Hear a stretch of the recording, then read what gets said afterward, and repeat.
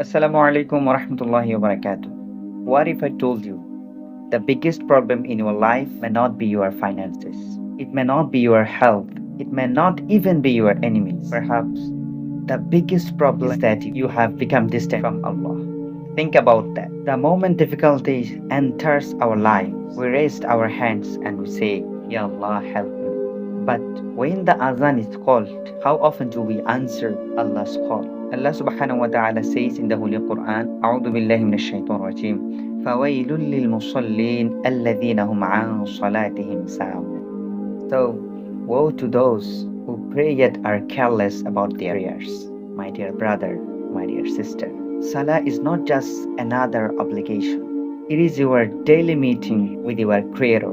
It is the rope that connects your heart to Allah. So, ask yourself, if you ignore Allah 5 times a day, why do we expect His help the moment you need Him? The Prophet Muhammad, peace be upon him, said, أول ما يحاسب به العبد يوم القيامة الصلاة. First deed for which a servant will be brought to account on the day of resurrection is the prayer. Your risk feels tight.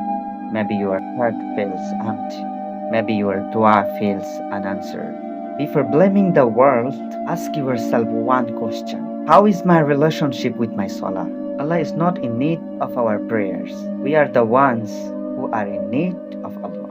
So, if you have missed your prayers, don't let shaitan tell you it's too late. Your Lord is Al-Ghafur, the most forgiving. Return to Him today. Perhaps one sincere sajda, one tear in the last third of the night, one honest tawbah could change your life forever. May Allah subhanahu wa ta'ala make us among those who never abandon their prayers, forgive our shortcomings, and keep our heart firm upon His obedience. Wassalamu alaikum wa rahmatullahi wa barakatuh.